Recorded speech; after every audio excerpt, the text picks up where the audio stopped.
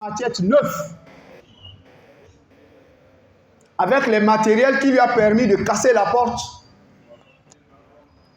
Ouais, que Dieu nous en préserve. Tout ce que le prophète sallallahu alayhi wa sallam nous a mis en garde, wallahi mon frère, il faut se méfier. À cause de ça, je te conseille, c'est Dieu qui m'a amené ici. Hein? Si tu fais le zina, tu es dans la fornication, parce qu'il y a des gens, leur fornication, ils sont au niveau du capitaine. Comme un capitaine de police ou bien un capitaine militaire. Il y a des gens, leur niveau de la fornication, ils sont au niveau, il est colonel. Il y a des gens, lui, il a des grades jusqu'à un général dans la fornication. Il y a maintenant le dernier plafond, les maréchals. Les maréchals, c'est ça. Ce sont ceux-là qui sont capables de draguer les femmes mariées, les femmes de leurs propres frères du même village, même famille. Quand le frère part à Hong Kong, sa femme, ils sont dans la même maison, sa femme devient sa femme. Il y en a plein parmi les musulmans. Wallah, il y en a. Donc faisons attention. On se conseille avant qu'il ne soit trop tard. Regarde ce malheureux qui drague la femme de son ami intime, ce qui lui est arrivé. Écoute bien, c'est passé au Gabon, c'est pas du rêve. Et puis un jour, j'ai prêché. Parmi ces gens-là, la nationalité est le même ethnie. J'ai prêché dans leur mosquée à Libreville. Quand j'ai fini, j'ai parlé de même histoire sans se rendre compte que c'est la nationalité là même qui sont en face de moi. C'est les mêmes ethnies qui sont en face de moi. Mais quand j'ai fini de parler, à ma côté droit comme ça, là, ils m'ont encore touché. Quand j'ai regardé la personne, elle a dit, Oussad, l'histoire là encore, il faut bien parler ça. C'est passé dans notre quartier, notre nationalité et notre ethnie. Comme c'est l'islam, on doit publier pour que ça soit une leçon pour les gens qui sont derrière. Donc il faut encore reparler ça partout. Donc mon frère, tu es à Pointe-Noire. Si tu dragues la femme de ton frère du village, ou bien la femme de ton ami, ou bien la femme d'un voisin, que lui, chaque 2 mois, il va aller à Hong Kong, à Dubaï. Et pendant les 2 mois qu'il est à Dubaï, sa femme devient ta femme. Fais attention. Tu vas ramasser une honte qui ne finira jamais. Tu vas pleurer du moment où on va te demander pourquoi tes larmes coulent. Tu ne pourras jamais dire la cause à qui que ce soit, même si c'est ta mère. Regarde cet homme, ce qui lui est arrivé. Le frère casse la porte, il rentre, il trouve ce bandit sur sa femme. C'est ça le shaitan. C'est ça le shaitan. C'est ça le shaitan. Quand Allah nous dit Inna shaitan adou lakum fattahidhu adouwa. Le diable, c'est votre ennemi. Prenez-le comme ennemi. C'est lui qui trace ces gens de voix aux gens. Comme Allah dit à shaitan, le diable les a enjolivés. Les mauvaises choses. Allah dit prends la femme en mariage. Tout ce que tu fais avec elle, je te donne les récompenses. Satan lui dit voilà les filles nues, il faut les prendre. Tu fais comme tu veux avec eux. Et tu laisses du côté d'Allah, tu prends le côté des diables. Qu'Allah nous en préserve. Quand il est rentré seulement, il trouve ce bandit sur sa femme. Il avait déjà visé, hein? Il avait son objectif. Comme l'autre a son objectif, lui aussi il a son objectif sur lui. Il a visé d'enlever la main droite du côté depuis l'épaule. Oui. Je dis, c'est passé à Libreville. Il a visé d'enlever la main droite et du côté de l'épaule complètement pour jeter. Et c'est ce qui a été passé. Il a mis damé la machette, un seul coup, paf, voilà la main hors de la chambre. Jama'a Takbir. Dans ce cas, le prophète a dit vrai ou il n'a pas dit vrai. Regardez, à cause de la femme, quelqu'un perd son bras complet qu'Allah lui a formé dans le ventre de sa mère. Parce qu'il est sorti du ventre de sa mère, le corps complet. Mais à cause de la fornication, il a perdu le bras complet jusqu'à Ilayo Melkia. Dis-moi, quel docteur qui va lui coller le bras? Quel pays? La France, l'Allemagne, l'Angleterre, le Canada, l'Amérique? soviétique, Japon, la Chine, où c'est fini, il a perdu le bras. Et dis-moi maintenant, imagine à notre époque, là, nous sommes dans l'époque du téléphone. Tout de suite, là où je suis là, toute la famille qui me connaît, famille musulmane, ils savent que déjà, à l'instant, je suis à Pointe-Noire. Si jamais il y a quelque chose qui se passe, ils vont entendre, mais ils ne vont pas entendre. Ils vont entendre en 1 minute. 1 minute même, c'est beaucoup. Voilà, les nouvelles sont éparpillées à Libreville en quelques minutes. Voilà, les nouvelles sont arrivées au pays en quelques minutes, quelques secondes. Bon, maintenant, lorsqu'il va aller au pays, quand on va lui demander qu'est-ce qui t'est arrivé pour perdre le bras, est-ce que peuvent-ils parler? Et je vais vous demander, quand le prophète dit ça détruit la beauté du visage. Maintenant, dis-moi, quand on va lui regarder, est-ce qu'il va accepter que quelqu'un amène le sujet là devant lui? Bon, maintenant, c'est une honte pour lui-même d'abord, ou bien c'est pas une honte? C'est une honte. Sa propre mère qui l'a accouché, qui est au pays, la pauvre maman, c'est une honte pour elle là-bas de ce qui est arrivé à son fils à Libreville, ou bien c'est pas une honte? Son père, le pauvre papa, qui a dit, mon fils, tu pars chercher l'argent, que Dieu t'accompagne. Voilà, l'argent, chercher l'argent a tourné d'aller chercher la femme d'autrui. Et il a perdu sa main. À cause de quoi? La fornication. Est-ce que le père, lorsqu'on va parler de ça, c'est une honte chez son père, mais ce n'est pas une honte? Ses propres frères, même père, même mère, c'est une honte pour eux, mais ce n'est pas une honte? Ses propres sœurs, c'est une honte pour eux, mais ce n'est pas une honte? Même sa femme qui a causé ça, c'est une honte pour elle. À cause de quoi? À cause de ses enfants. Et chez ses enfants, quand ils vont trouver, les enfants vont grandir, trouver le papa a perdu le bras complet, bras droit encore. Le bras qui te permet de travailler, de faire tout ce que tu veux. Voilà, tu as perdu le bras. Si tu étais chauffeur, tu as que maintenant un seul main.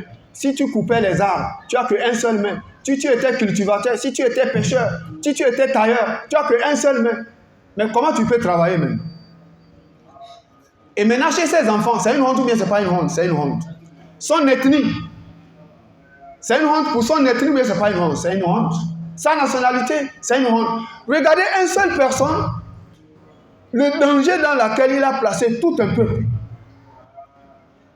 Au point où, même là où nous sommes là, si j'allais citer la nationalité de cet homme, s'ils allaient être ici, c'est une honte ou bien c'est pas une honte? Alors que c'est passé ailleurs. Mon frère, ça c'est les conséquences néfastes de la fornication. Qu'Allah nous en préserve. Je pense que ce hadith, l'exemple que nous avons donné est un peu suffisant. Si ça ne vous suffit pas, deuxième exemple, il y a une femme aussi qui a perdu sa vie complètement, toujours au Gabon, à cause de la fornication. Pour elle, elle est passée comment? C'est une femme musulmane mariée dans l'islam. Elle est musulmane, son mari musulman. Son mari l'a mariée depuis au pays et il l'a amenée au Gabon. Et là-bas au Gabon, pour amener une femme ou bien quelqu'un, c'est beaucoup d'argent d'air. Il faut téléphoner les frères qui sont là-bas pour leur demander. Disent que quelqu'un vous a prêché la vie. Si tu veux amener quelqu'un de l'Afrique de l'Ouest là-bas, ça coûte combien? C'est beaucoup d'argent. Tu peux même dépenser presque 1 million. La personne arrive à l'aéroport, on le ramène encore. Il y a même d'autres, on peut lui ramener comme ça jusqu'à 3 fois. C'est la 4e fois qu'il va réussir pour faire rentrer sa femme. Donc lui, il a dépensé, il a amené la femme. Après un temps seulement, il a découvert que la femme suit les hommes. Bon, lui, il n'a pas tardé. Il a dit à sa femme que, bon, moi, je t'ai marié pour qu'on se couvre. Bon, maintenant, comme tu as choisi deuxième chemin, ce qu'on va faire, voilà tes valises, prépare tes bagages, je vais te ramener au pays. C'est tes parents, c'est tout. Et c'est ce qu'il a fait. Maintenant, quand il a ramené au pays, parmi les gens qui étaient ses gars, comme eux-mêmes le disent, elle a programmé avec un parmi eux. Fais-moi revenir au Gabon, comme elle a le goût du Gabon. Mais si je reviens, tu vas être mon ami. Je vais rester avec toi. Mais elle a demandé de l'envoyer 200 000. Elle veut venir par voie terrestre, voie clandestine. L'homme l'envoie 200 000. Et elle arrive à revenir. Elle dit maintenant, après qu'elle est venue, elle demande à cet homme, donne-moi encore 200 000. Je vais payer les habits. L'homme l'a donné 200 000. Ça fait combien? 400 000. Elle demande encore, donne-moi encore 200 000. Je vais faire une table pour vendre. L'homme l'a donné 200 000. Ça fait combien? 600 000. Lui aussi, il fut un temps, il découvre la même femme avec d'autres hommes. Bon, maintenant, bandit a croisé bandit. Bandit a croisé bandit. Oui, cet homme, lui aussi n'a pas tardé. Il dit à cette femme un jour, il y a une nouvelle boîte de nuit qui est ouverte dans tel quartier. On appelle quartier la Midoumbé. Alors, ça aussi s'est passé à Libreville. Azan, hein? 5 minutes. Hop, il me reste que 5 minutes. Allah. Bon, Jama Takbir. Alhamdulillah, heureusement que dès le début de mes prêches, j'ai cité Surat al-Asr. Wal Asr inna l'insan la fi husr. Illa allazina amanu wa amilu salih. Wa tawasaw bil haqq wa tawasaw. Jama, vous voyez ce chapitre-là. La majorité connaît l'explication de ce chapitre, même les enfants.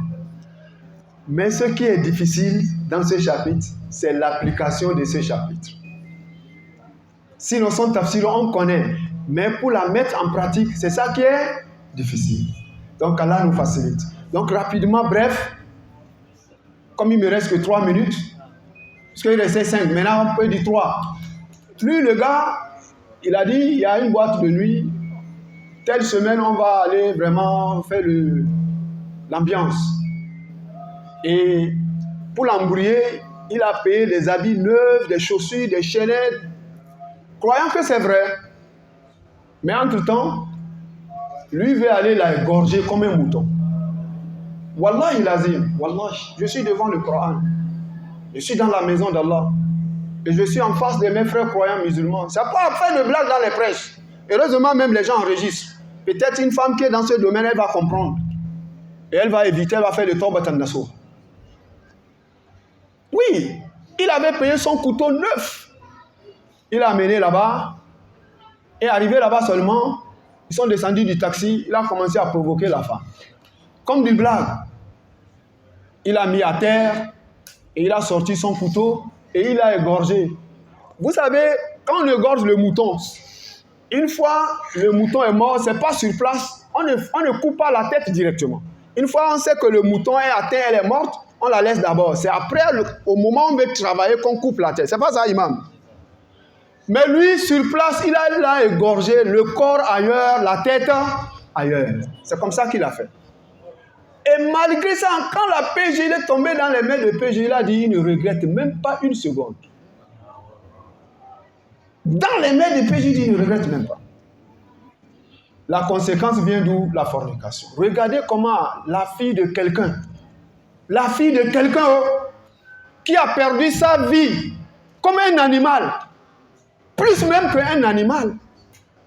Jama, qui va avoir une fille que tu vas entendre, on l'a égorgée de cette façon pour être tranquille? Qui? Qu'Allah nous en préserve. Donc, Inch'Allah, le hadith là, voilà ses explications. Iyyakum wa zina, méfiez-vous de la fornication. Fa inna fihi arba hisal. La fornication comporte 4 mauvaises conséquences. Première conséquence, az-zina yuzhibul baha anil wajh. La fornication détruit la beauté du visage. Vous avez compris, je me limite ici. Inch'Allah, il est l'heure.